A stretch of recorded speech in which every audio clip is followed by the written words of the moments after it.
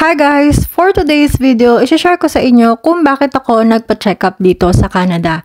And as you all know, kami po ay isang Filipino immigrant dito sa Saskatchewan, Canada. And before anything else, nagluluto nga pala si Daddy ng bibimbap para makakain ako bago pumunta ng ospital. So, matagal na kami nagluluto ng mga Korean food sa Philippines pa lang. So, favorite talaga namin yung Korean food. So, maiba tayo. Bakit nga ba ako magpapa-check up? May nararamdaman ba ako? Wala po. So, para lang magkaroon ng records dito sa hospital namin since meron na kaming health card ni Niro. And another thing is, kailangan ko din magpareseta ng aking birth control. So, ang napili kong birth control is Depo shot or yung injectables kung tawagin sa Philippines. So, bago ako umalis ng Philippines, nagpaturok na ako last October. And ang expiration nun is December. So, December pa itong video na to. So, late upload ulit tayo. Ganun.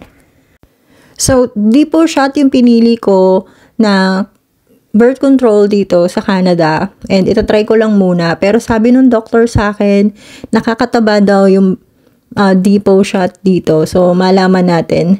So, maybe after nito is mag-pills naman ako. So, try lang kung anong best na birth control para sa amin habang hindi pa kami nagpa-plan ng second baby.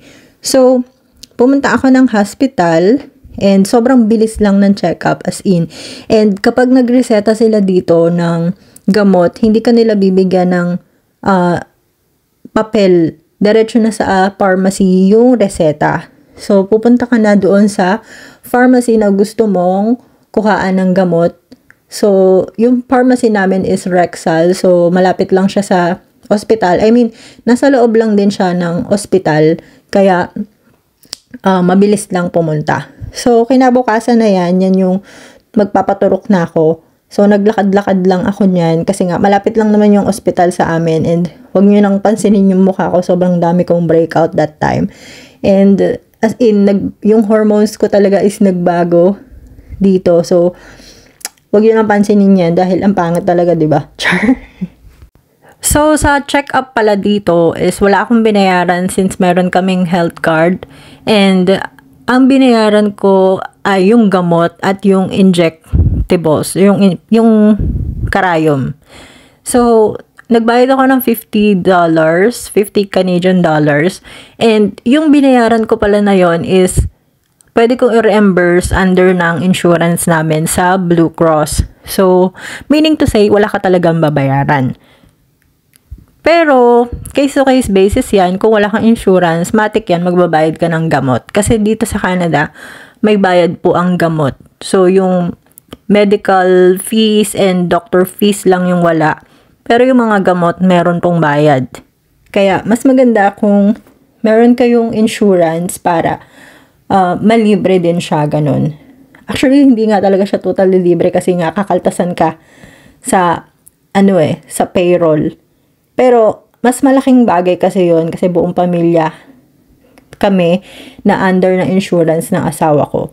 So, nagpa-x-ray din pala ako para makita nila yung severity ng aking scoliosis. So, alam nyo naman, lingid man sa inyong kaalaman na ako po ay merong severe scoliosis. So, nagpa-x-ray na din ako para meron akong record sa kanila at para makapag-apply ng PWD parking. Ganun. So, i-discuss ko na lang din sa inyo yan some other days pagka na-receive ko na yung PWD parking kinemerut. And also, kaya din ako nagpa-x-ray para ma-recomendahan ako ng physiotherapy, kung ano yung therapy na maganda para sa akin or yung exercise na maganda for me. Kasi nga, syempre, hindi ako basta-basta pwede mag-gym or mag-exercise basta-basta gawa ng aking likod. So, kailangan talaga merong alalay ng expert. So, ayun, isa rin yun sa mga gusto ko dito kasi nga, libre dito yun. So, sa Philippines, mahal ang bayad nun. Kaya, hindi ako makapagpaganon sa Philippines. So, dito, at least meron akong chance na magkaroon ng physiotherapy, kinemerut, ganyan.